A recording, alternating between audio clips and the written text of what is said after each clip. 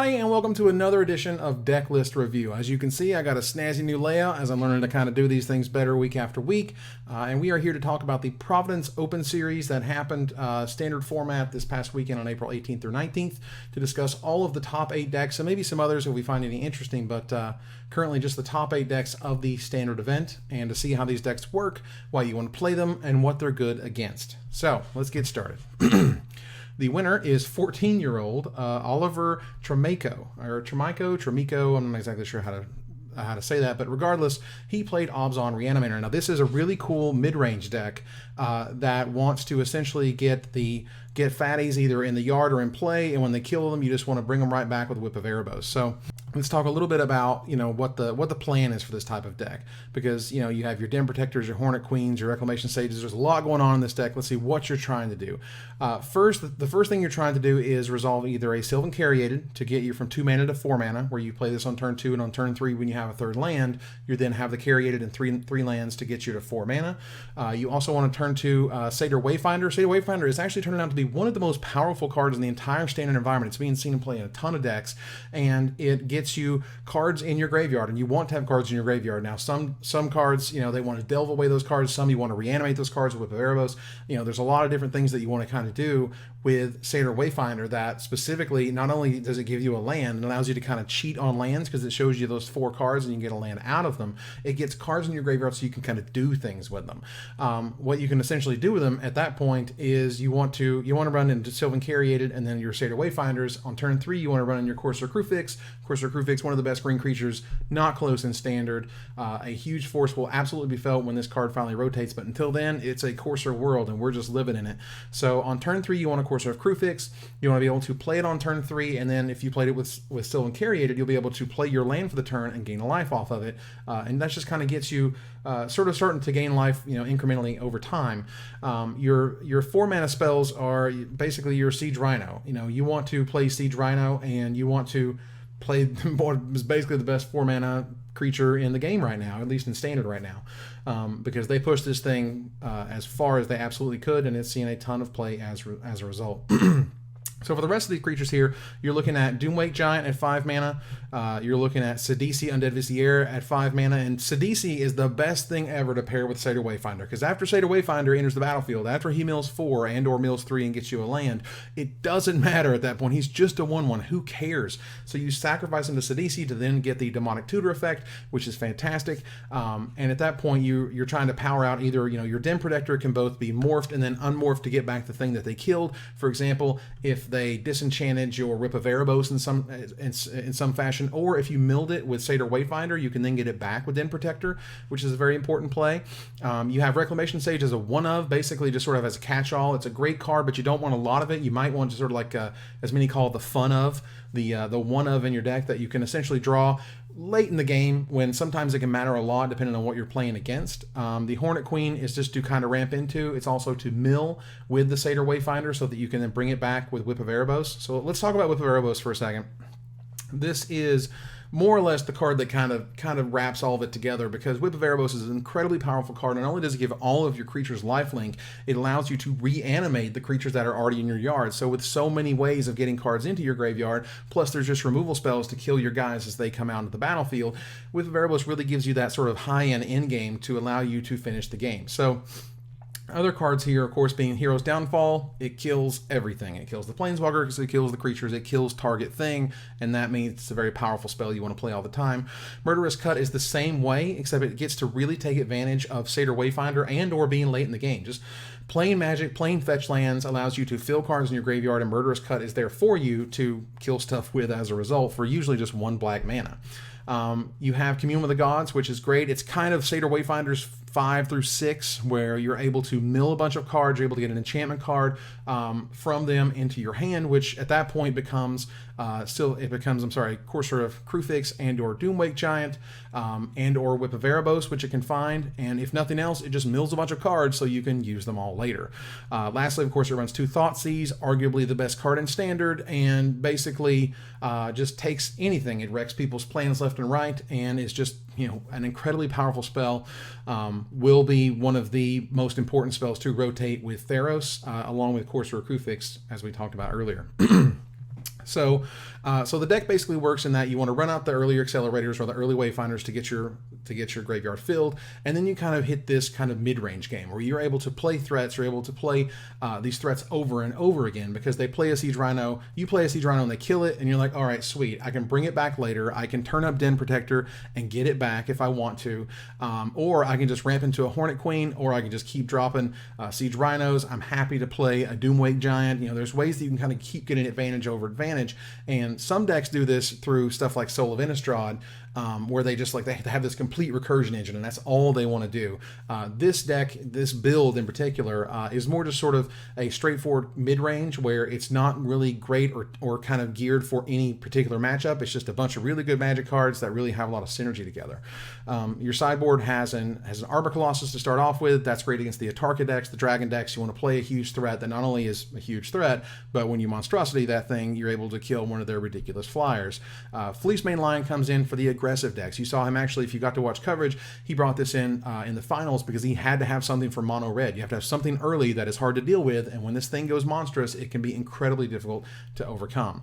Mastery of the Unseen is a fantastic card against control. If you can land this on turn 2 underneath all of their counter spells, they have a huge problem dealing with this card. It's actually very difficult for them to get rid of, and over time can create an incredible advantage that they have to answer in some fashion. All of a sudden the game becomes about answering Master of the Unseen and making sure that thing is taken care of. Bioblight is, again, here for the aggressive matchups.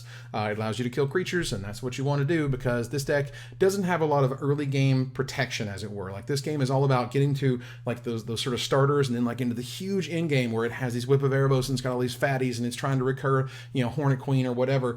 And in the middle of that, some people can just get you with mono red aggro or green white aggro, and you need cards like Bioblight to just sort of stem the bleeding until you can get to the late game. Ultimate Price is exactly the same way. You want to have removal for these decks, particularly the green white aggros and the mono red aggros and the any sort of aggro, any sort of aggressive deck that's going to need removal early and be able to hit a lot of targets, which is great. Utter End is good against the mid-range decks when you're trying to sort of out card advantage people and they have their own, for example, Siege Rhinos and they have their own Whip of Erebos, and you're trying to sort of go over the top. It's able to get rid of big huge threats against control. You can bring it in against certain things like the Dragonlord Solemgar or the Perilous Vault, that type of stuff, that you want to have sort of a catch-all answer to everything that they can throw at you, and this is what that card essentially does.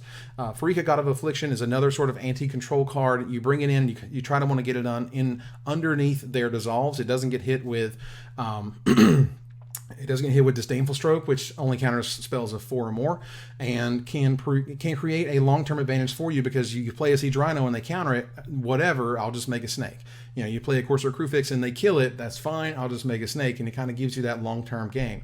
Glare of Heresy is great against any deck that wants to run Elspeth Sun's Champion. It's great against Siege Rhino, it's great against Master of the Unseen, it's great against Fleece Mainline type decks. Like, it's good against just a ton of stuff that has a white mana symbol in it, and there's a lot of them these days.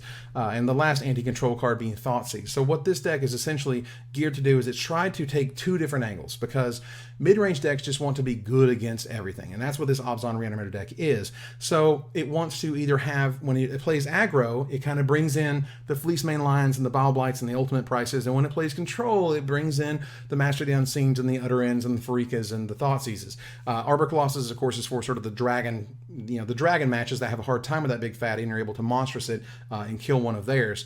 But the rest of it just kind of wants to go different directions depending on what deck you're playing against in games 2 and 3. So congratulations to Oliver for his win. Obviously, he played well. He seemed to do very well with the deck. And again, it's not that this deck is doing anything incredibly impressive or overpowering. It's just good cards that are consistent and always kind of help you get to an end game that you want to get to. So super powerful, super good. I like it a lot. Next is Peter Nguyen's Mono Red Aggro. This deck is wonderfully straightforward. It is basically, it's basically pretty much what you see here, which is it's going to run dudes, and it's going to run burn spells, and it's going to kill you in the meantime. So basically how does it work? I mean, basically you're mono red aggro. You want to get out of the gates fast. You have a whopping 21 lands. That is not a lot of lands. It's actually a very small amount of lands. Generally, your land count goes from 23 to 25 cards in any given deck. 21 lands means that you're probably going to see one land, maybe two in your opener, but that's exactly what you want because this is the deck that is basically Foundry Street Denizen deck.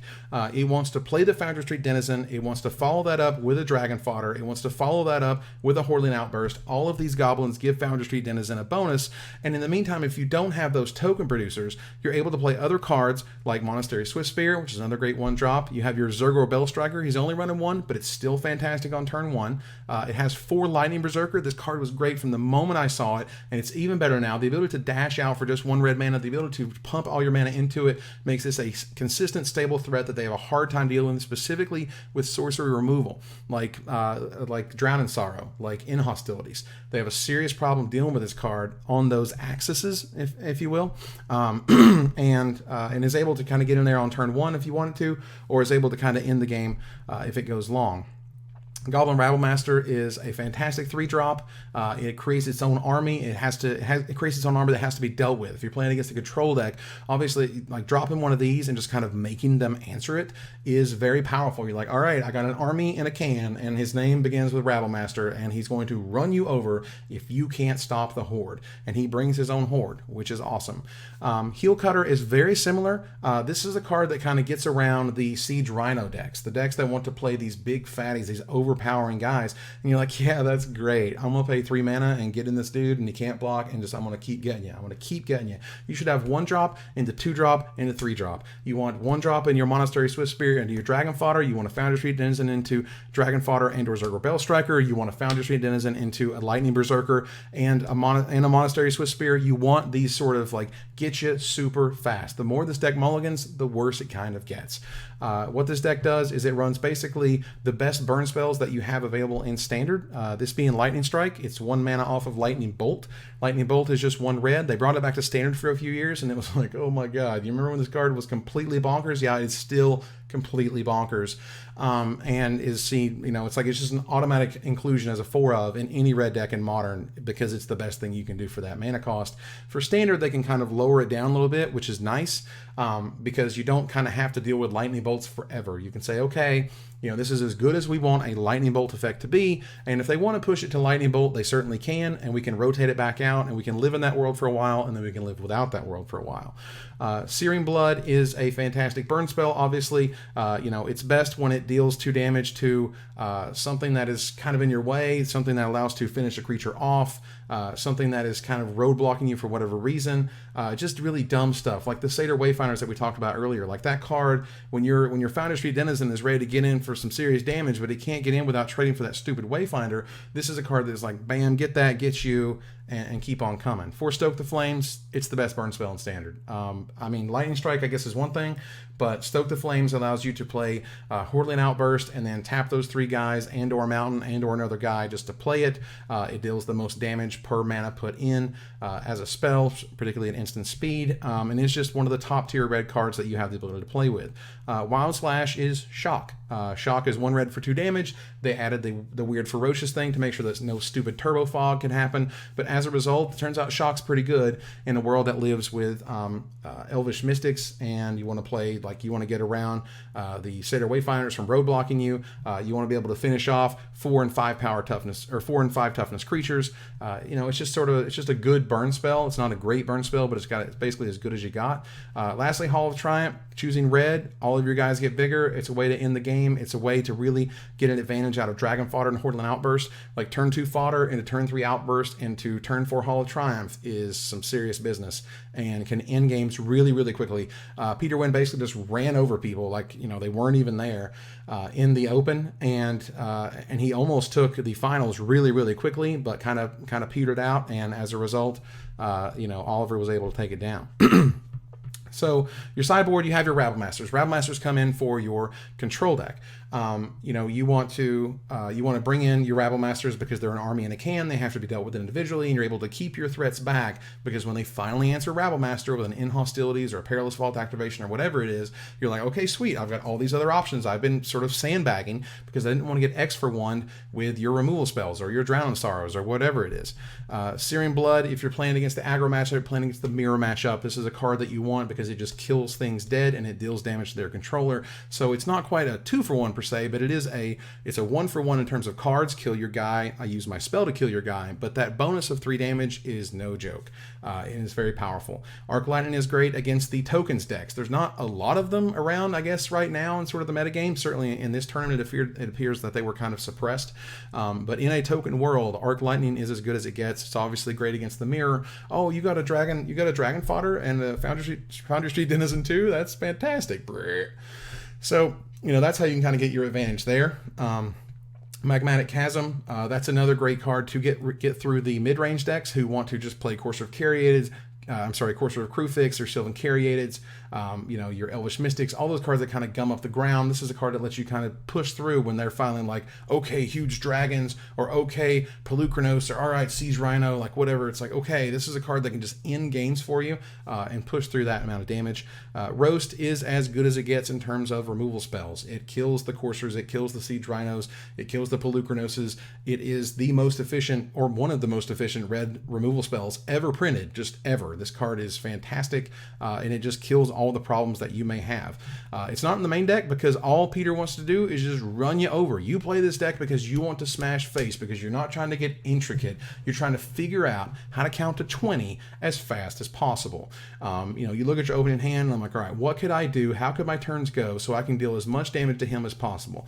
That's why you're playing this deck. It's good against control decks. It's really good against control decks because mainly they rarely have the tools to stop your aggression. They have to have, in game one, you're a heavy favorite because they're just not prepared for you. Control decks want to take down both the mid-range decks, which are more about sort of the mid-level 4 to 5 mana spells, along with the other control decks to kind of, you know, go over the top of them late game with cards like Pearl Lake Ancient, where mono red aggro is like, whatever, I'm just going to hit you in the face as hard as I can, and that's what you want to do over and over. So you're a heavier favorite for control game 1, and control game 2, they have to basically get lucky. They're going to be on the play 9 times out of 10, but that doesn't matter because game 3 you'll be on the play, and not only will you be on the play so you can get going faster and harder, they also have to have the right draw on the draw in order to stop you. It's also very good against mid-range decks. As we saw in the finals, it almost won because if it just had a little bit more aggression, a little bit more of a better draw, he could actually have gotten there no problem.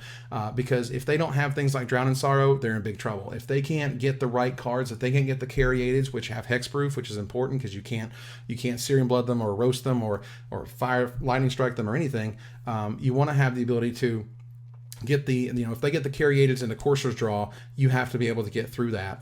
So if they get a better draw, they can certainly beat you that way. And if they start resolving Siege Rhinos and things, it starts to get worse and worse. But you really have the ability to kind of surprise them. And if their draw was slow at all, you can just go right over them. Overall, I love mono red decks. I think they're great. I love playing them. They're more difficult to play than you think. It just sounds like, well, I'm just going to play a dude and just like turn guys sideways. And of course you can. But if you think about the intricacies of what your opponent may have, what their game plan is, what your game plan is, what you have in your hand, and the ability for you to craft a game state for you to win it, it gets a lot more intricate. And that's why you see people like Patrick Sullivan, who's very famous for playing red decks, be very successful with them when other people aren't, because they really take it to another level in terms of trying to plan out and figure out what the deck is doing, and not just I'm turning guys sideways and I'm burning your face. There is definitely some more intricacy to it. All right, so Sultai Reanimator. This is your black, blue, green version by Mr. Dustin Taylor. Let's take a look at this one. So here's a deck. It's pretty cool. It runs very similar plans to our first place deck, but it has some different options here. So let's take a look. Now you are starting with the Satyr Wayfinder Silver Caryatid plan. You want to get cards in your graveyard and you want to get a mana accelerant out there. Absolutely. So you still have your Satyr Wayfinders, your Caryatids, and your Coursers.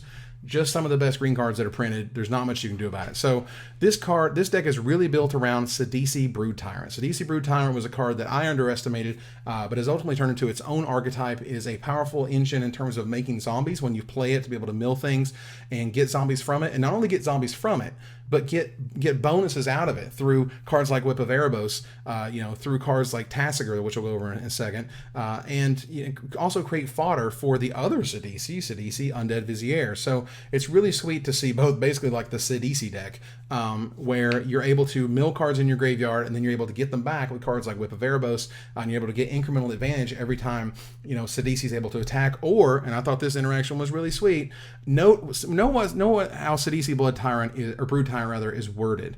Whenever one or more creature cards are put into your graveyard from your library, you make a zombie token. So that means if you can play Sidisi and you have 2 mana left over and you play Satyr Wayfinder, and if Satyr Wayfinder turns over a creature, you're going to get a 2/2 zombie. That's really cool interaction. I think that's really sweet.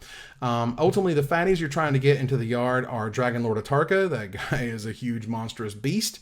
And through this is not quite Sultai Reanimator. It's got a few red producing lands like Frontier Bivouac, which can do that. Mana Confluence, which could do that. But ultimately, you're not really wanting to hard cast Dragon Lord Atarka. You want to bring that card back in some way. Dragon Lord Silumgar is a huge monster. It is incredible at 6 mana. It is an amazing play. It allows you to take whatever it is that they're more or less scaring you to death with, as it were. Like, they play an Elspeth, great, I'll have my own, I'll plus it, I'll get soldiers, you can go. This guy takes their best creature, their best planeswalker, which is normally only one planeswalker. But it doesn't matter, because the guy is super, super powerful. Obviously amazing when you're able to play Whip of Erebos to get it back, and able to get back something even temporarily, which is sweet. And next up, let's talk about Tassiger. Tassiger, again, a card that sort of snuck up on everybody, or many, and as a result has kind of shown how amazing this card is in Standard. The ability to have a 1 mana, usually 1 mana 4/5, is already great, but the sort of incremental, let's draw a card random, let's make sure we can kind of craft our graveyard and delve out cards we don't want to get cards that we do want. You can put people in some really awkward situations where all that they can do is give you back a huge threat or a removal spell or a card that they didn't want you to have, or something like a Thoughtseize. Like, it doesn't matter. Tassiger allows you to get cards back that you really obviously have no right to, and depending on the situation. But a super powerful card. I love this guy. I love seeing this guy. I love how you can craft the exact graveyard you want to get the cards you want back with it, which is really sweet. And the last card I want to talk about is a really cool one that kind of sort of like snuck in here, which is Torrent Elemental. Torrent Elemental was a Fate Reforged Mythic Rare, which kind of got a lot of flack because it looks cool. It sounds great. It's an absolute limited, like, uber bomb. The ability to have the words, when it attacks, tap all creatures defending players controls. That's insane. That's like nuts. In limited, that is as good as it gets. A 5 mana 3/5 flyer with that ability is cray cray. But that last ability is really where it shines in this deck. Torrent Elemental, when combined with Whip of Erebos, Whip of Erebos will bring back Torrent Elemental from the graveyard, and then you can attack with it, of course. And when it exiles it at end of turn, you can use Torrent Elemental's ability to 5 mana to put it into the battlefield tapped. So you can basically get a free roll of the Torrent Elemental as much as you like. So if you sacrifice Torrent Elemental to Sidisi, that's fine, and you can bring it back with the Whip of Erebos, and you can pay 5 mana, and you can do it again. It's a very late game type of spell, but that limited ability, that Uberbomb little limited ability, also sometimes applies to Standard. Like, a lot of times they're trying to hold you off with their big fatties. You play a Torrent Elemental, and now they have to answer this guy and do something about him before you're able to sort of smash in, and sometimes just win the game because of it. Much like the other deck that we looked at, Oliver's deck, they have the Hero's Downfall. We have 2 of those. We have Murderous Cut. These are just the best creature removal spells in the format, so that's the ones you're going to play. You have your Whip of Erebos, which is your late game, which is really your mid to late game. This is a fine card to play on turn 4 when you went Carriated into Courser into Whip of Erebos, but you'd really rather have another 4-drop like Sidisi Brood Tyrant, or even start working on delving away cards for Tassiger. Whip of Erebos is not a card you kind of want to run out. It's not what you're ramping into on turn 4. It's really how your late game is going to happen. It not only provides creatures with lifelink, which is amazing against the aggro matchups, it allows you, of course, to bring back things over and over. Thoughtseize, best card in Standard. wrecks not only control decks, it wrecks mid-range decks that are trying to ramp into huge fatties. You'll see these green-red decks that are trying to get to like 7 mana so they can play their Atarka, so they can hard cast their Atarka. Well, that's cool and all, but this deck just likes to get it in the yard and then brings it back because it's nuts when that thing is reanimated. Its sideboard is a Hornet Queen, which you're able to bring back against the Dragon decks. The Dragon decks have a hard time with Death Touch insects, as it turns out. Even Thunderbreak Regent. Thunderbreak Regent is a great dragon, 4 mana, 4/4, and if you target it, you get bolted, and that's cool, but insects don't target. Death Touch does not target, and so if they attack into a Death Touch insect, it'll just kill it, and that'll be the end of it. So that's a really difficult, this is a really difficult card, and those tokens are really difficult to beat through, depending on the creatures that you're playing against. Merciless Executioner. This is a card that's great for those, again, those sort of like big rampy fatty decks. It's like, okay, cool, I will Hero's Downfall your mana dork, and then I'll play Merciless Executioner, and I will sacrifice my Satyr Wayfinder, and you will sacrifice your Atarka or your Pelucranos or your Arbor Colossus or whatever ridiculous fatty you got over there. Reclamation Sage, good against the Mastery of the Unseen decks, good against the Mirror because you want to destroy their Whip of Erebos, you want to destroy their Coursers. It's a very powerful card, and I'm glad to see that this is the type of card that was pushed, many, many years ago. You would only get one half of this card. You get Destroy Target Artifact or Destroy Enchantment, but you wouldn't get both, and this allows you to get both, which I think is great. Soul of Innistrad is awesome against control decks, and often against the Mirror, because what you're trying to do with Soul of Innistrad is just create these ridiculous loops where you're able to get tons of creatures back, and you're able to play this 6 mana 6/6 fatty, and then just start activating, and if they kill it, that's fine because you can pay 5 mana and you're able to get back 3 dudes, and that's super, super powerful, depending on your mana setup as to what you're getting back. Those are very, very scary situations that you can kind of go over the top of your opponent, go over the top of other Reanimator decks, because you have the ability for the super, super late game in ways that they don't. Doomwake Giant, good against token decks, good against weenie decks, good against... it's tough to say it's great against aggro decks because it's so expensive, but certainly token decks, basically get completely hosed when this guy hits the battlefield. Disdainful Stroke is great against the mid-range decks. It's great against the Siege Rhino decks. There's Siege Rhino deck, there's Pelucranos deck, there's the cards that want to play Thunderbreak Regent and Stormbreath Dragon. This is good against those dragon decks, and it's a very powerful counterspell, and it kind of hoses those things in just the right way. Ultimate Price, good against aggressive decks. You want things to kill mono red aggro. You want things to kill those green fatties, those green guys, just like, we're talking like your Coursers, your Pelucranoses, whatever. These, and I know I'm saying sort of the same cards over and over, but it's because those are the cards that are played in Standard. Those are the cards you're going to see across the table from you over and over again. And those are the ones you have to answer. They're the best cards at doing what they do at their mana cost. And even if you have to ultimate price, it's great to ultimate price a Stormbreath Dragon. It's not great to ultimate price a Thunderbreak Regent, but you would rather take 3 than have a 4/4 flyer stay on the battlefield and keep hitting you every turn.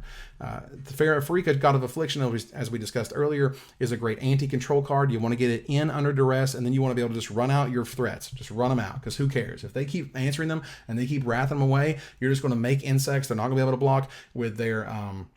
Dragon Lord Salamgars. It's difficult to get the super late game because they'll have Salamgar the Drifting Death, which gives all your guys -1/-1 when it attacks, and that's very bad for you, obviously.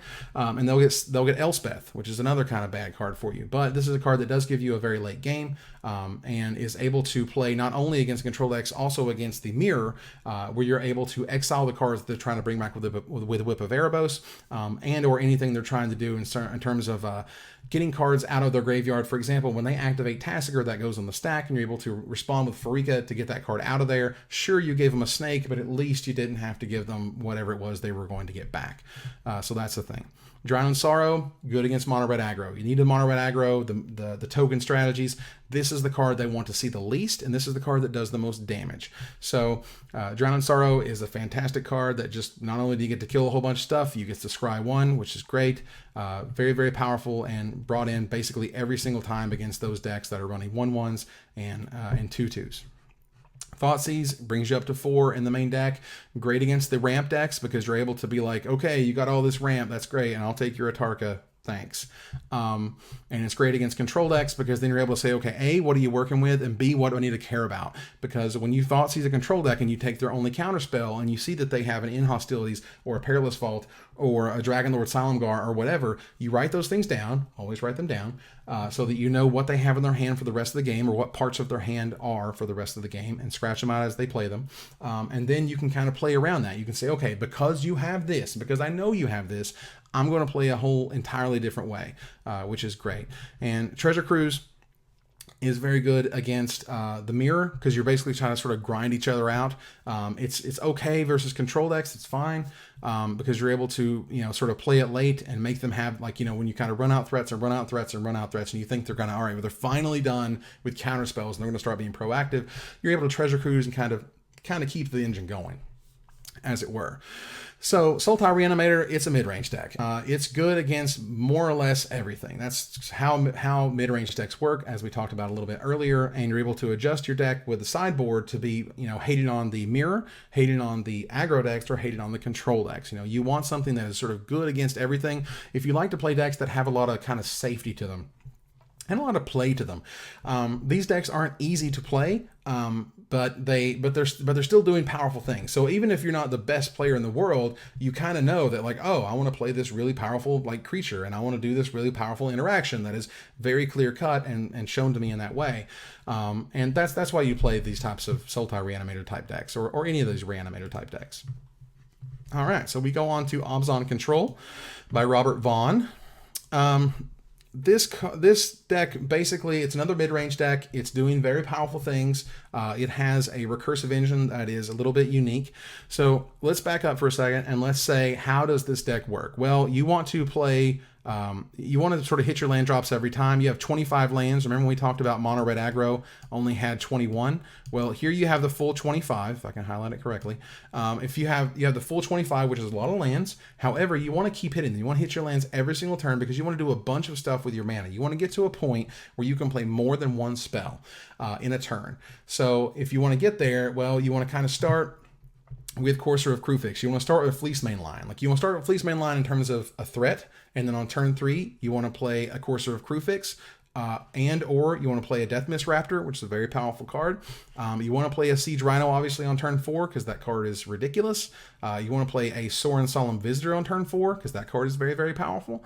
And then you want to be able to play, from that point, you're able to ramp into Elspeth at 6 mana, and then you have 4 Den Protector. Den Protector is awesome. This card is super sweet. It's finally getting the respect it deserves. It's starting to see its way into tons and tons of decks. Den Protector not only gets you an insane bonus off Death Mist Raptor, like the ability to unmorph to unmegamorph Den Protector and get back Death Mist Raptors is huge. But not only that, you're able to get back the best spell in your graveyard back. It doesn't matter if it's a creature or a spell or a land or friggin' anything. It doesn't matter. And if you come over here and look at the spells, you're able to see sort of what this deck is really doing. Abzan Charm is all about card advantage. You're able to sign in blood at the end of their turn. You're able to make your guy bigger. You're able to exile their Siege Rhino or Pelucranos or whatever stupid fatty that you're trying to deal with. Bioblight is killing their stuff. It's just a removal spell. You need removal spells, just like you have Hero's Downfall. Like, it's great if it can hit multiple goblins. It's great if it can hit multiple tokens made via any other way. Like, I think Secure the Wastes makes the 1/1 warrior tokens, and that's great. And do note, because Bioblight hits everything with the same name, all those tokens, like goblin tokens and soldier tokens, they all have the same name of creature type, and then whatever of their creature type, basically. Their names are soldiers, their names are goblins. Just so you're aware that Bioblight kills all of the tokens of the same type because of the way that they're named. Ultimate Price, the same thing. So you have basically 7 different types of removal. Depending on how you want to count Abzan Charm, it can be 10. Depending on how you use Dromoka's Command, which is an incredibly powerful spell, it could be 11. So you have just a ton of removal here to be able to use your big threats and be able to use your cool spells in tandem to create game states where you go over the top by default, because you're going to continue to recur your threats via Den Protector, via Death Mist Raptor, keep coming back from other Death Mist Raptors unmegamorphing, or your own Den Protectors flipping face up. Den Protector, of course, getting back your very powerful planeswalkers like Sorin and Elspeth. Dromoka's Command has an amazing amount of play to it. This card does friggin' everything. It is making them sacrifice an enchantment, which is either Courser or Whip of Erebos. It is able to fight one of their creatures, no matter how big it is, or maybe so you're able to sort of out Siege Rhino them. So you're like, my Siege Rhino becomes a 5/6 and fights your Siege Rhino to kill it, which is a big deal. Fights their Tassiger, which kills it, which is another big deal. This card has a ton of play in it, and I absolutely love it. And in this, you have 1 Duress and 2 Thoughtseize. Duress can also often be played over Thoughtseize, just for sort of life considerations. You can do a lot of damage to yourself with Abzan Charm, with your Pain lands. Down here, you have your Caves of Koilos, you have your Llanowar Wastes. I know it doesn't sound like a lot, 1 here, 1 there, but it can absolutely add up, and you can lose games because you had to rely so heavily on your Pain lands that they just sort of kept dealing you damage. And Duress doesn't deal you damage while also taking generally the best spell in their hand away, but doesn't, of course, hit creatures, which is what Thoughtseize is here for. It just takes everything, which is why it's one of the best spells in Standard. So you play this deck. All right, so let's keep moving in terms of how it works. So there's the main deck. There's how it works. You're the control deck. You want to go over the top. You want to go above and beyond what your opponent is doing. In the sideboard, you have your Mastery of the Unseen. As we've spoken, it's great against control decks. It's great against other mid-range decks in terms of giving you the long game. This is a card that is sort of has to be answered. It's a card that can't just be left alone because it can take over the entire game by itself. Ultimate price, you just need more removal. It's an aggressive deck. You just need to kill stuff. This is the card for you. Sorin Solemn Visitor. Planeswalkers are great against control decks. It's just a thing. And it's kind of built into Magic now, and I really appreciate that control decks just don't have the easiest answer ever to a Planeswalker. They finally got one in terms of Hero's Downfall, but that's really the first time they've gotten one in that vein, instead of sort of like a Banishing Light and Oblivion Ring type thing. Something that says destroy target Planeswalker has been sort of a rarity, but we're seeing more and more of it lately. 1 Crux of Fate, which is good against other green decks, other mid-range decks, to kind of get you to a spot where they're putting all the resources on the board, and you've kind of got a couple guys holding them back, and they're dropping Siege Rhinos and Tassigers and Pelucrinoses and Atarkas and whatever it is, and you're like, okay, kill your stuff. Now, obviously, as I brought up Atarka, it's not going to kill Atarka, but in those situations, you often want to kill Atarka, and it's okay if they keep the rest of their mana producers or whatever. But generally, it's good against the green decks. It's good against the Mirror, and it's good against cards that just are going to fold up to destroy all non-dragon creatures. Drown in Sorrow, as we spoke before, amazing against mono red, great against the token decks. This is the card that you absolutely want on turn 3 every single time. Duress is good against the control decks because you're able to get their counter spells, you're able to get their draw spells, you're able to get their planeswalkers. This is a card that gets all of those that you are sort of afraid of. Glare of Heresy, as we spoke before, it's good against Siege Rhino decks, good against Mastery of the Unseen decks, good against Fleece mainline type stuff. It's anything with a white mana symbol, obviously, is a card that you want to be sort of concerned with. It removes Elspeths, of course, which is important. Read the Bones is great against control decks because it's card advantage. What you want in the control decks is they're going to have a bunch of answers to your stuff. That's what they do. They're trying to get the game state to a point where they have everything under control. And what you're trying to do with Read the Bones is you're like, all right, I need to find as many threats as I can so I can overwhelm them with so many threats that they can't answer them in time. And you create kind of this momentum where they're unable to stop, and then they just get bowled over. And lastly, of course, for those control decks, you have your Thoughtseizes, which are amazing, which are great against the Dragon Ramp decks, amazing against control decks, good against the Mirror generally, because you're sort of trying to out-threat them, but not always. In terms of, it depends on how it's built, as it were, because, for example, if you're playing against a deck that has a lot of Den Protectors, Thoughtseize isn't the greatest thing in the world, because obviously they can get their stuff back later, but it is obviously very, very powerful, one of the best cards in Standard for a reason. So this deck is good against other mid-range decks because it wants to go up and over with Den Protector. Den Protector gives you a very awesome late game that most mid-range decks don't have. It's good against aggro because there's a ton of removal by default, like Ultimate Price and a Hero's Downfall and a Bile-Blight. Regardless of how you use Abzan Charm, Dramoka's command at 2 mana is really great with a Fleece main line. You're like, okay, nice Goblin Rabblemaster. I'll put a counter on my Fleece main line and have it fight it and kill it, and then I have a 4/4 Fleece main line. And if I ever monstrous it, then I have a 5/5 with hexproof, which will be and indestructible because fair. That would be great. So that's sort of what it's good against is generally other mid-range decks. Generally other. It's kind of okay versus control decks, but not really. It's got too much removal main deck to really be good against control decks. You just want to kind of get threats early and often and hope that they don't kind of run into enough draw spells or removal or mass removal that they're able to kind of take over the board from there. Control decks really have a hard time with a monstrosity Fleece Mainline, because when it's hexproof and it's indestructible, they have an unbelievably difficult time of removing it. Basically, they have Perilous Vault, or create some way of gaining 4 life a turn, or create some way to infinite chump block them with Elspeth tokens, for example.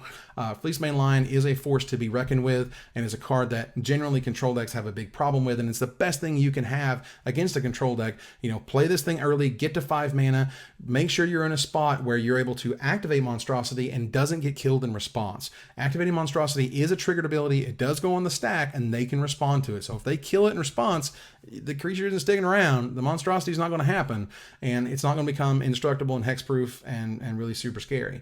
So that's sort of your hope in game 1 versus control. You have a lot of anti-control cards. Of course, you have your Mastery of the Unseen, your Sorens, you have your Duress, your Glare of Heresy, which is great against their Elspeths, of course, your Read the Bones, your Thoughtseizes. You're able to put a whole lot of cards into the control matchup because, as we mentioned, or as I mentioned, this deck is great against aggro already. You don't need a lot of aggro-specific cards beyond the 3 Drown in Sorrow than you do the anti-control cards, which this deck has a hard time sort of beating, because control can really go over the top in ways that this deck can't. This deck doesn't have the Dragonlord of Tarkus to go into the Dragonlord Silengars. It's like, all right, I've got like some Death Mist Raptors and some Den Protectors, and like I hope to get you out with this like cool recursive thing. That's not really going to fly in a world where they have Inhostilities and Crux of Fate, they have Pearl Lake Ancient, they have Dragonlord Silengars, they've got just sort of Dragon Control, even Icefall Regent, stuff like that. It's kind of difficult to beat those cards depending on sort of where the game is at that point. But obviously this deck is very good. It made 4th place, and that's great. So let's keep going. Abzan Aggro by Andrew Boswell, the Boz. This guy is super good at Magic.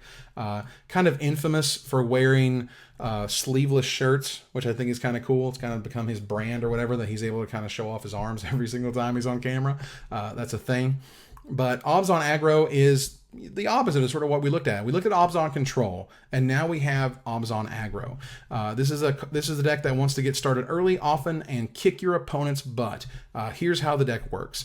The first thing you want to do is play a Warden of the First Tree. You want this guy on turn 1. On turn 2, you can either activate his first ability, which you see there makes him a 3/3 warrior, which is fine. Or you want to be able to play a Rakshasa Death Dealer, or you want to play a Fleece Mainline.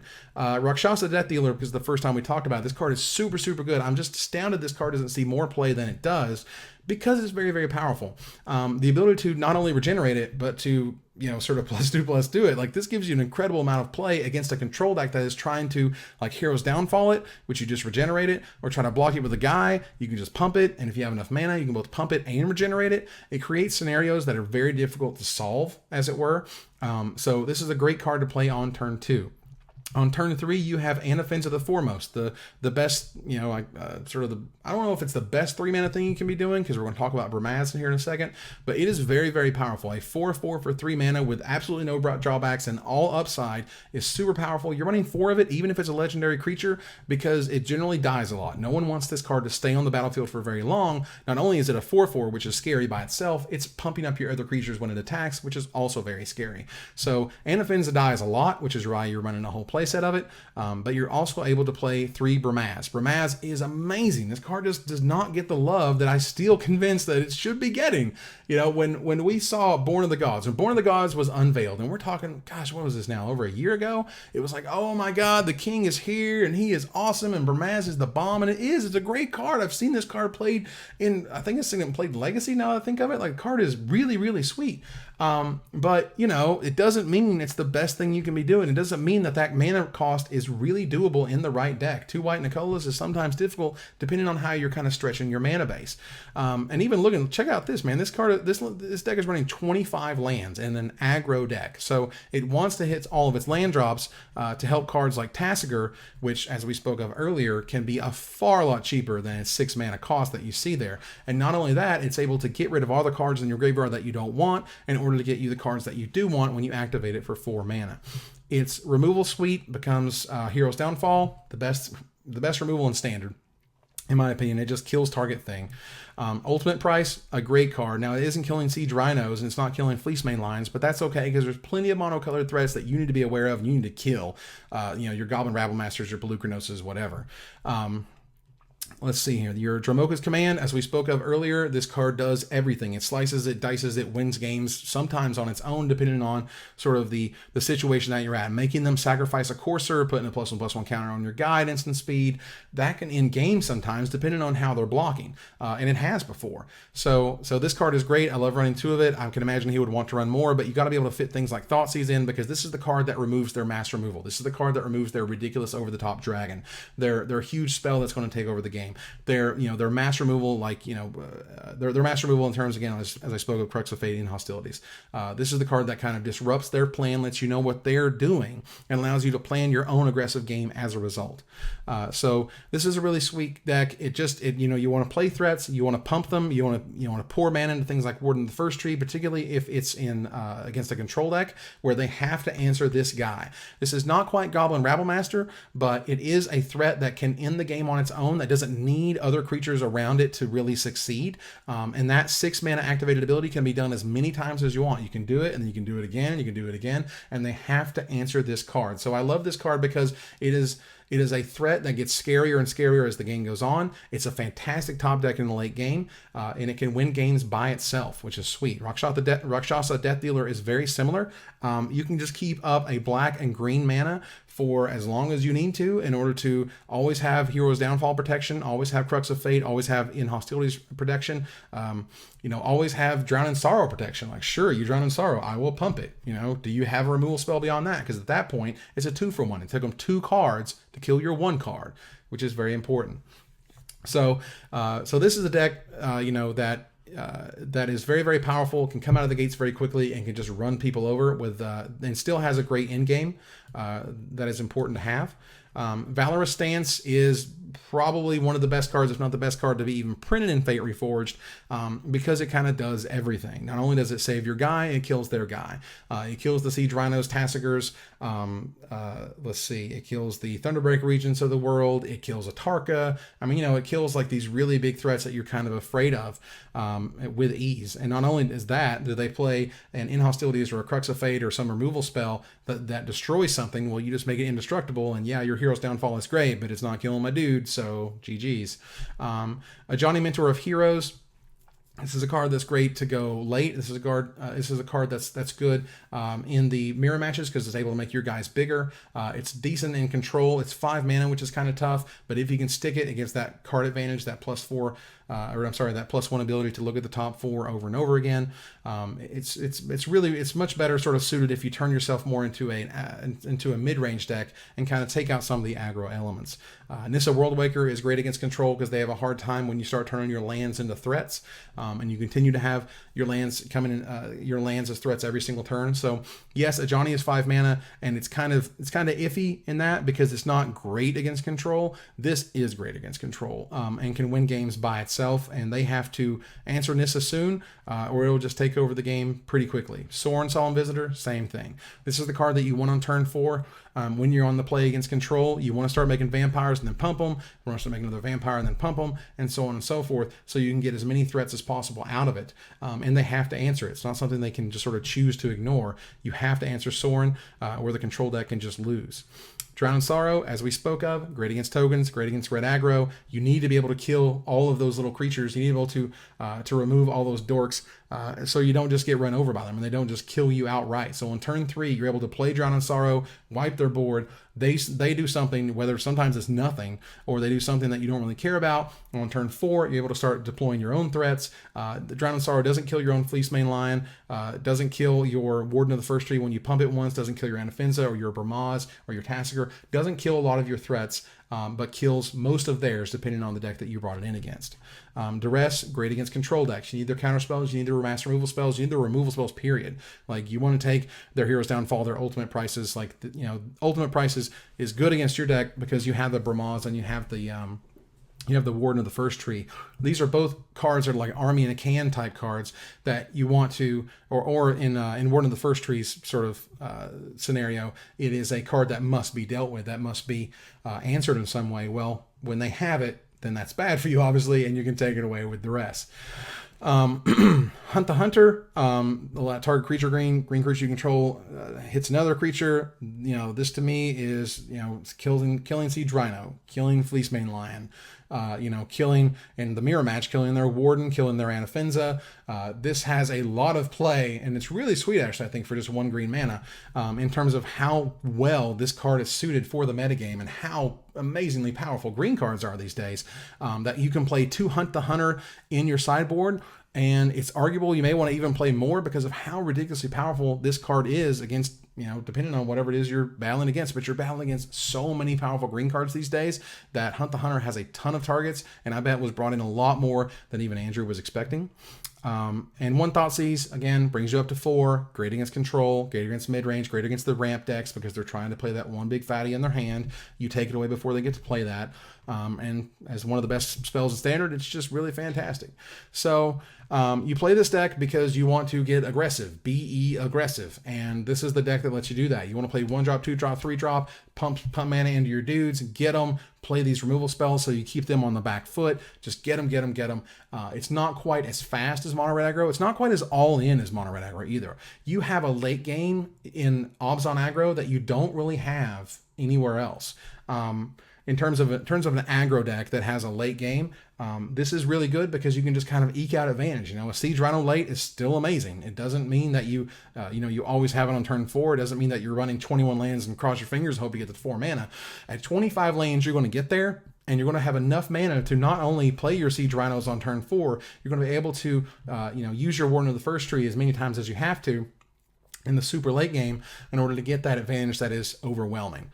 Abzan Aggro is very good against mid-range because it has a bit of a late game, but it can also come out of the gate so quickly it can mess them up. It's good against the aggro decks, the super aggro decks, the green-white aggro and the mono-red aggro, mainly because your spells are so good, your removal spells are so powerful, and your cards are so good, sort of basically on their own. Like Bramaz is just a huge monster against a mono-red aggro deck if they try to play it. If you play it on turn 3, even if they have some sort of board up, like Bramaz is a dude that's going to make a guy, and he's got 4 toughness, and they have to have Stoke the Flames or something, or can just take over the game from there. It's not great against control, which is why you see plenty of tools for it. You have the Duress, you have the Thoughtseize, you have the Sorin, you have the Nissa. That's the type of cards you want to bring in because it's not really going to be able to go over the top. It has a lot of powerful options. You're not just dead game 1 or anything, but you're probably not favored depending on the build of the control deck and what it has exactly in it. But congratulations to Andrew to make a top 8, and let's keep going. Right. Up next is Kyle Shane's Abzan Control. So here we have an Abzan control deck. We talked about one earlier. Now, a lot of these decks, as you can tell, obviously, Abzan is a very powerful combination. Green, white, black is an incredible combination of mana in terms of the spells that they've given you and the options that you have. This deck kind of tries to go over the top, basically through Elspeth. The big difference in this deck is Elspeth. Elspeth Sun's Champion is a monster card by itself. It is a force to be reckoned with, and it is a card that must be answered. You cannot leave an Elspeth alone. You have to kill it. You have to kill the creatures it makes. You have to kill the ability that it can remove all your Siege Rhinos and your Taskers with its -3 ability. She is the ability to go up and over anything that they're doing. And your entire game plan is get me to Elspeth, keep Elspeth there, and make sure they don't get around her. So the first thing you're trying to do is drop a Fleece main line. It's a great early drop. It stops aggressive decks. It allows you to go aggressive, but ultimately is a fantastic card, particularly when it's monstrosity. Siege Rhino, best thing you can do at 4 mana. If you're playing Abzan and you're not playing Siege Rhino, what are you doing? This is a card that's just like, it's not a question, should be played in Abzan decks. It should always be played in Abzan decks. It is ridiculously powerful. It's good at any stage in the game, whether you play it on turn 4, play it on turn 7, top deck it on turn 12. It doesn't matter. Siege Rhino is always great. Of course, for a Crucifix, one of the best green cards in Standard, not close, and it allows you to not only play cards off the top of your deck, so you can see what you're drawing next. You can use your fetch lands like Windswept Teeth in this deck to say, well, I know the top card of my deck. Do I want to keep it there? No, I'll sack my fetch land and I'll get something else. And not to mention, of course, Crucifix will let you gain another life, so you really played that fetch land or sacked that fetch land for free because you're able to get that bonus out of it. So, and lastly, of course, for your threats is Tassiger. Great late game. It just grinds out a match like few cards do. But of course, Elspeth grinds harder. Your spells include your removal suite is 4 Heroes Downfall, just got to kill all the things. Murderous Cut, again, one of the best black removal spells, not close. You don't have a great way of filling your library, I'm sorry, you're filling your graveyard, which is why you see only 1 Murderous Cut, because if you're able to play Satyr Wayfinders and whatnot, just play 4 of them, who cares? They're always great. You should always have a graveyard full of things that you can get rid of. Not so much here. Ultimate Price, again, kills all the monocolored cards, no problem, is great against the Dragon decks, is great against the Ramp decks. Read the Bones main is one of those sort of things that kind of tips it towards being Abzan control, because the ability to have a late game that is not only can I scry 2, but I get to draw 2 cards. So those 2 cards are bad, put them on the bottom, draw 2 more. That's a very powerful ability late. It can kind of pull you ahead of games and matches that you may be behind in, particularly if you top deck it late. You have 4 Abzan Charm, which could kind of be seen as removal. Obviously, it gets rid of their Siege Rhinos, which is important. All of their 4 toughness or greater guys, like you have your Thunderbreak regions, you have your Pelucrinoses and Arbicolosses and whatever that's trying to stop you. It really kind of wins the Siege Rhino wars, gives you card advantage. It's a very, very good spell, and is no surprise as a 4 of here.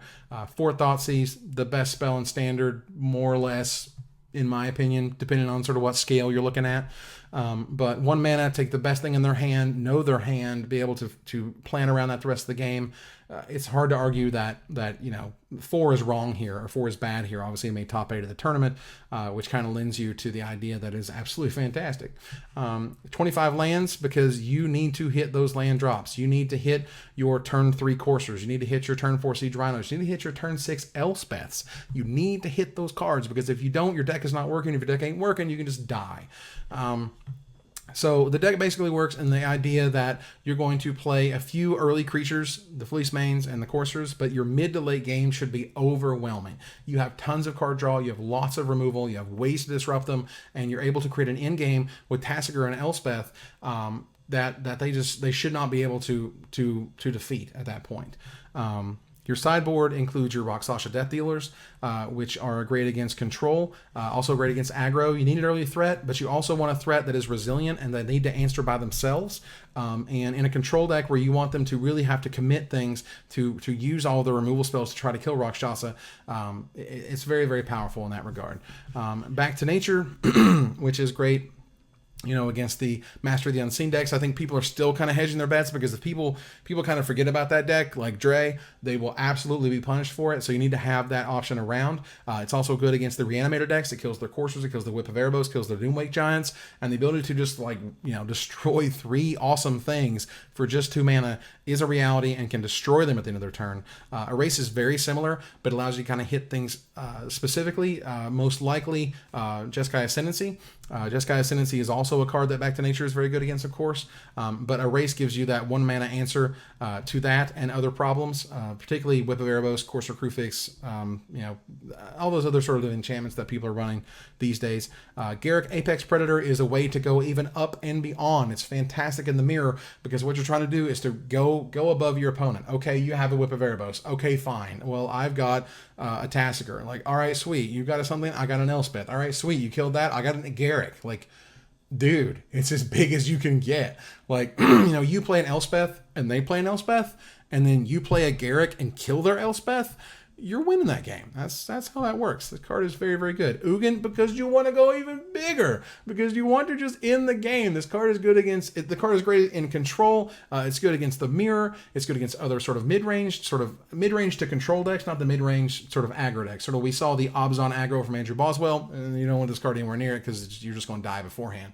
But in a control deck, when you're kind of like, you're just like hitting threats, and they're answering them, and hitting threats, they're answering them, like, and you finally go, all right, Ugin. If they get answered, it's just going to win the game on its own, and that's obviously very, very powerful. So you have the ability to kind of have a really amazing late game, which is good.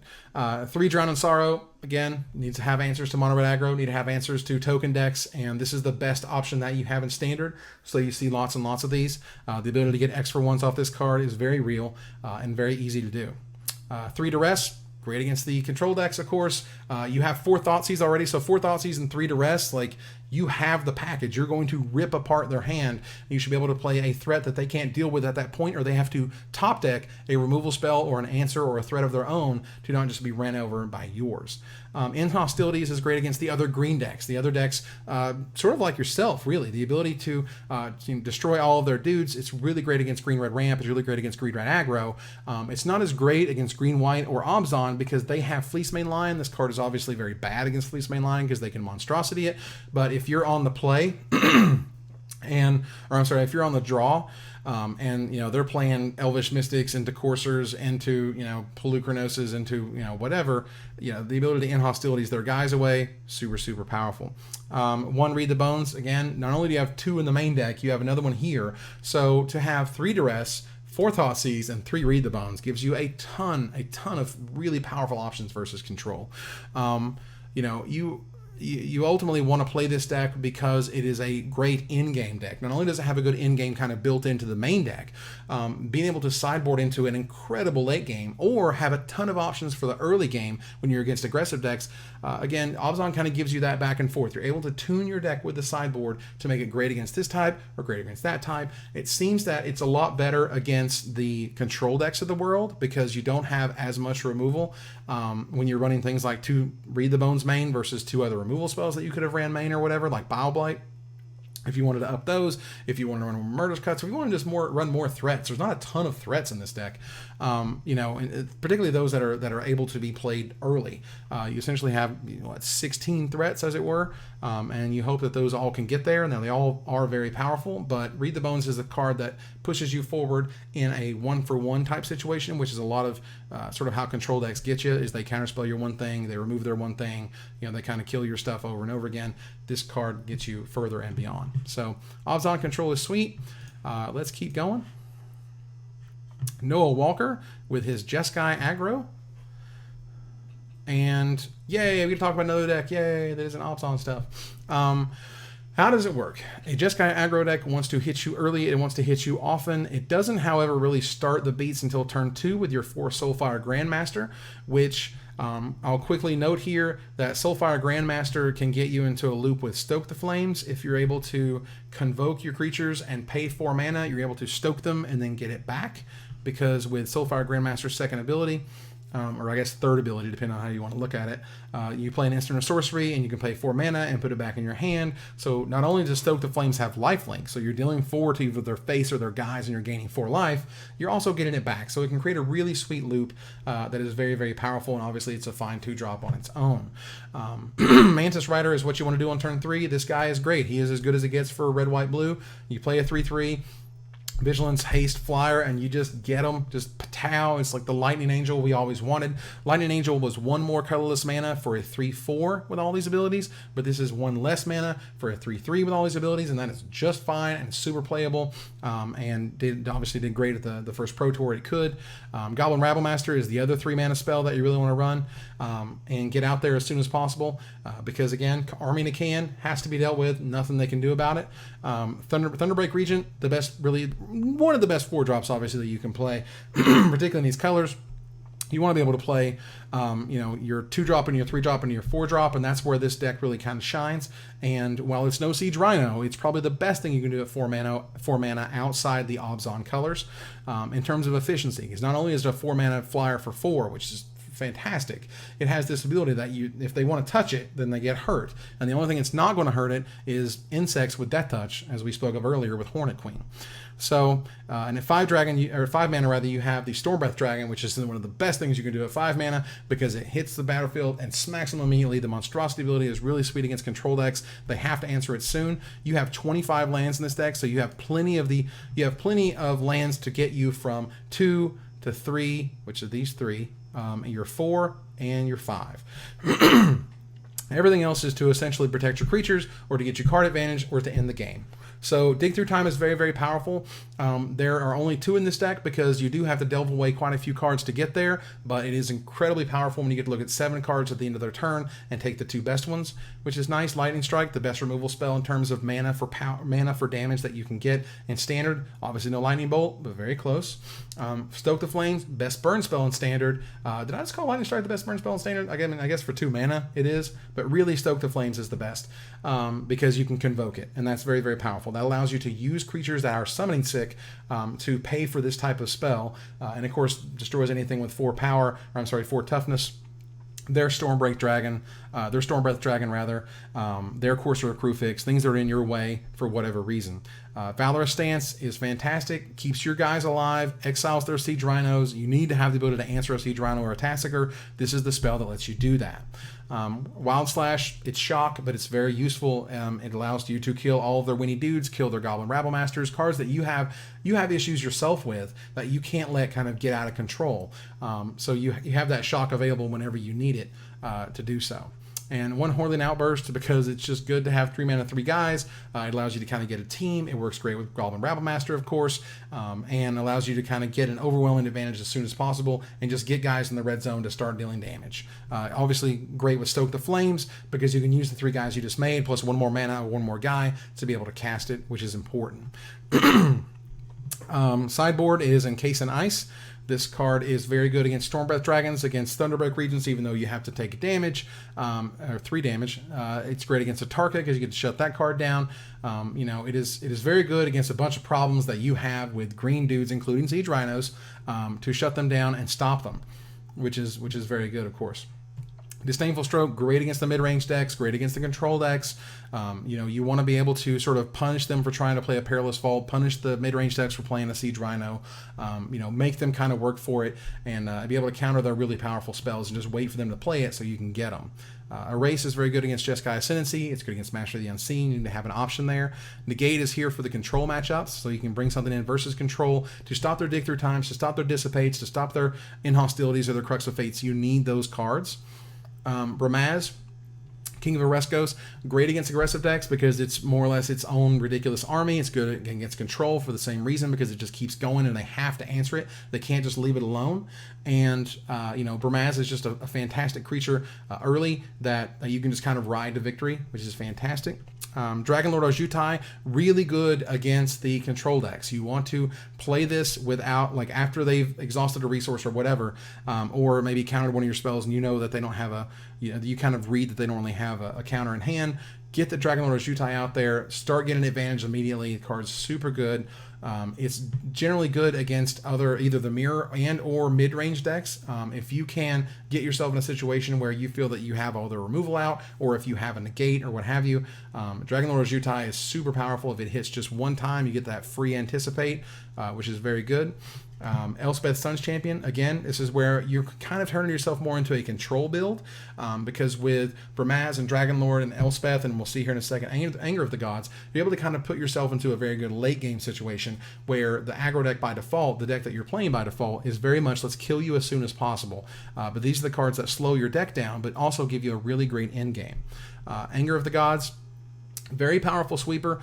It gets rid of almost everything. Obviously not quite everything, but it's great against Sylvan Caryatid decks because it kills Sylvan Caryatid. That's really, really important.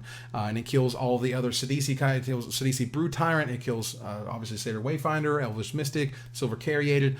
Those cards. It kills Courser Crucifix after it's killed one of your dudes. Maybe it's killed a Goblin token from Whirling Outburst, something like that. Glare of Heresy, as we've spoken of, kills your Siege Rhinos and your Elspeths of the world, your Mastery of the Unseens of the world.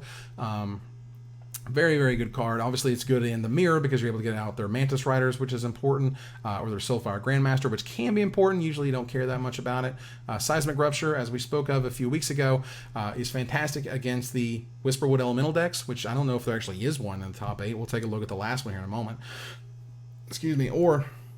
and of course, it kills all the token decks, even if there's a Jeskai Ascendancy deck, even if they can pump all their team once. Seismic Rupture kills all of them, kills manifest creatures for whatever reason that you make them, whether they're Whisperwood or otherwise, and it's just generally one of the best sort of Pyroclasm effects that you have in Standard right now, so you might as well enjoy it, even if you're paying a lot more mana for it than you used to for Pyroclasm.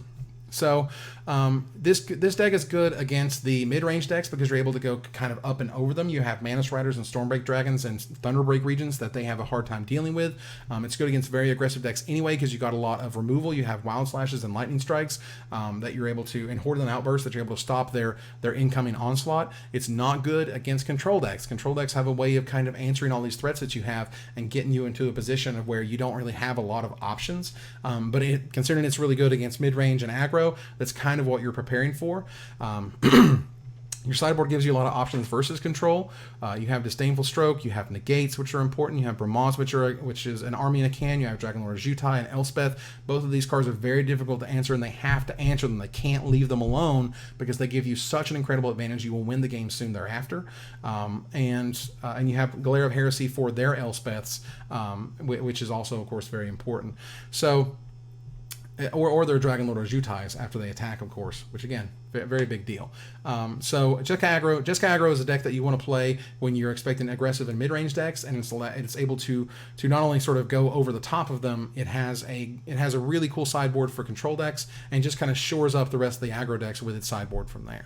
So congrats to Noah Walker for his 7th place finish.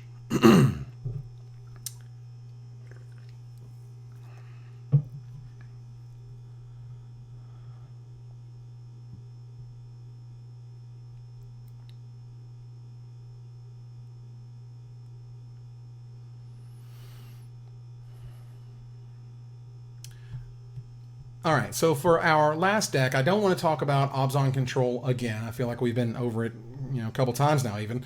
But I do want to talk about 10th place's Temur Aggro deck from Brian Dolan, which I think is really sweet. So let's take a look at it here.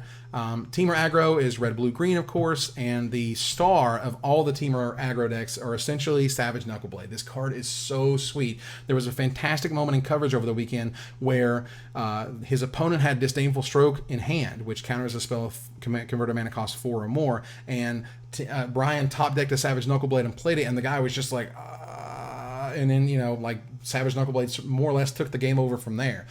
This card is fantastic. It's the reason that you play this type of mana setup. Red, blue, green gives you this card, and that's why you want to play it. So how does it work? Like, you're able to get in threats, and you're able to beat them amongst the face. So you want to play your Sylvan Caryatid on turn 2. You want to be able to play your Courser of Kruphix on turn 3, or if your mana works out, you definitely want to play your Knuckleblade first, because this card is fantastic. Followed by Thunderbreak Regent, again, one of the best things you can do at 4 mana when you're not in Siege Rhino colors. Then followed up by Stormbreath Dragon, which is amazing, or Whisperwood Elemental, which is also amazing. And it sucks that it didn't make top 8, but I love the fact that Whisperwood Elemental is still a great threat. It's still a very powerful card in Standard that you shouldn't forget or shouldn't sort of underestimate, because it can absolutely take over games by itself. So you have some very, very powerful creatures. All these creatures are, beyond Sylvan Caryatid, of course, able to do lots of things for you. Courser's able to gain you life, give you card selection, through your fetch lands, through your wooded foothills. You're able to be like, okay, I don't want that card, I'm gonna swap it out for something else, gain you life, play cards on top of your deck. Thunderbreak Regent, incredibly powerful card. Savage Knuckleblade, the same way. You're able to put mana in this card as much as you like, which is powerful and important. Stormbreath Dragon, of course, is basically the best dragon, obviously, that you can play at 5 mana this side of Icefall Regent. And as a result, you're able to get in there aggressively, and it may take this spell leaving in order for other 5 mana dragons to actually see play, because it's so good. You have your Lightning Strikes. Obviously fantastic. Now this deck isn't playing Stoke the Flames, even though it's the best red burn spell in Standard, blah blah blah, that I've been saying multiple times. But Lightning Strike gives you, it gives you flexibility. You don't need to use your creatures, which it doesn't run a lot of creatures that you kind of want to hang back. You don't make a lot of tokens, for example. So you want to be able to play something that's very mana efficient. 2 mana for 3 damage is great. 4 mana for 4 damage, not as great. Wild Slash, 1 mana for 2 damage is a good rate. Kills all the early threats that you care about. Kills the mana producers, kills the Goblin Rabble Masters of the world. While you have 4 Stubborn Denial. 4 Stubborn Denial. This is a deck that specializes in getting a 4 power creature on the board, and then just stops everything from there. Stops Whip of Erebos, stops Crux of Fate, stops Inhostilities, stops Dig Through Time, stops Elspeth, stops any other Planeswalker. This is a card that is very, very powerful, not only as sort of a force spike for non-creature spells, but for a counter spell as soon as you get a 4 power guy out there, which is very early, particularly if you get it on turn 3 with Savage Knuckleblade. And lastly, you have your Crater's Claws, again, because you're able to get 4 power creatures on the board quickly. You're able to overpower your opponent and then be able to get a free bonus off Crater's Claws, which is able to end the game from there or remove the biggest threat that they have in the game. So if they sort of stalled you out with Elspeth and you have a Savage Knuckleblade or whatever, you're able to get out, you're able to burn out Elspeth even easier than you would before. Maybe you'd be able to play 2 spells in one turn, but regardless, be able to kill very powerful things for less mana than you would otherwise need to because of Crater Claws' bonus. So how does it work? Basically, you play dudes and you beat face. That's what you want to do. Carried is good because it's just pushing you forward. Everything else is to the face areas where you want to be. Your sideboard includes 3 Ash Cloud Phoenix. This card is great against control because it just keeps coming back over and over and over again. And they have to deal with it that way. So playing it on turn 4 is like, all right, you want to Wrath it, and I'm going to get it back, and then I'm going to play 6 mana, and we're going to flip it up, and we're going to do this again. So that's a card that can come back over and over. Encase in Ice is fantastic against sort of like the Atarka red decks, the green-red ramp decks, the green-red dragons decks, even the Esper dragons decks. Depending on what's in it, but generally not the Esper Dragon decks because they're not really playing as much green or red now, are they? So forgive me for that one. Let's back this up. It's green against green-red aggro. It's great against green-red dragons. Good against a Tarka ramp. Not good against Esper Dragons. Kind of got ahead of myself. Disdainful Stroke, good against mid-range. Mid-range is the deck and the type of deck that can take over this deck. Like, okay, cool, your Thunderbreak Regions are sweet, but I've got a Siege Rhino. You know what I mean? Like, your Stormbreath Dragons are sweet, but I'm able to kind of get this Doomwake Giant thing going, so I'm able to kind of get a bunch of advantage and whatnot. I got my Whip of Erebos, and I'm going to be able to start reanimating my guys. I'm going to be able to start running out my Atarkas because I ramped into them. This is a card that just says, nope, nope, nope, nope, nope, nope, nope, nope. And you want to have this card against control decks for their Elspeths, for their Perilous Vaults, for their In Hostilities, as well as against the mid-range decks for their Siege Rhinos, their Pelucranoses, their own Atarkas, their own Thunderbreak Regions, their own Stormbreath Dragons. Very, very powerful. Feed the Clan, good against aggressive decks, particularly mono-red aggro decks. Again, I love every time this card comes up because we trashed it so hard in the set review, but ultimately gaining 10 life when you have 4 power on the board, which is easy for this deck, is super powerful and is super game-changing because 10 life, it's half of your life total. That is what the red deck has been desperately trying to remove from you, is your life total, and this card gives you 50% of your starting one back, and that's a huge boon and can absolutely turn a game around, particularly when they plan on you not gaining 10 life all of a sudden, which is important. Plummet, great against the Dragons decks, also good against the Esper Dragons decks. Missed the first one, now the second one, because it just answers basically destroy target dragon. That's what you want to do. You have a nice flyer, whatever, just kill it. I'll take it, thanks. Plummet kills Stormbreath Dragon, kills Thunderbreak Region, kills Atarka. It doesn't matter. If it flies, it dies, and that's important. Anger of the Gods, as we spoke of earlier, it's a great sweeper. It's really good against tokens. It's really good against aggro decks of almost any variety, depending on if it's Abzan or depending on if it's green-white. The ability to kill Sylvan Carriated, big deal. Roast is as efficient as red removal spells get, which is important and is very powerful. Kill the Siege Rhinos and the Taskers of the world. And Seismic Rupture is, again, it's not quite Pyroclasm, but it's as good as you're going to get, and it's going to be able to remove your opponent's manifest cards if they play Whisperwood Elemental, or just remove all of their tokens if that's the strategy they're playing, and it's good against very aggressive decks. It's your Drown in Sorrow. All these Drown in Sorrow decks with Abzan, you have to play Seismic Rupture to have a chance essentially to do the same thing. So that is the 8 decks I wanted to talk about this week. I thank you very much for watching. I would love to hear what you have to think about sort of its current structure and what this deck list review is really doing. Lastly, because I forgot to mention it, Temur Aggro is very good against other aggressive decks because you have the ability to go up and over. Your spells are very powerful. You have some great options in terms of Stubborn Denial, hitting their removal spells, hitting their card advantage spells. It's generally good against mid-range decks for the same reason. It's not great against the Abzan control that can go up and over, but it's good against those that are kind of just straight trying to play out 4 and 5 mana spells. Pelucranosis, Stormbreath Dragons, so on and so forth. It's not that great against control decks, which is why you see stuff like 4 Disdainful Stroke in the sideboard and 3 Ashcloud Phoenix in the sideboard. Like, you need to bring in at least those 7 cards because you don't just want to lose to all of their very powerful sweepers and very powerful counter spells. Anyway, I'm sorry to bring this back around. Thank you guys very much for watching. Would love to hear what you think. I really appreciate it, and I will see you here next week. Until next time, Magic players, this is Evan Irwin, tapping the cards so you don't have to.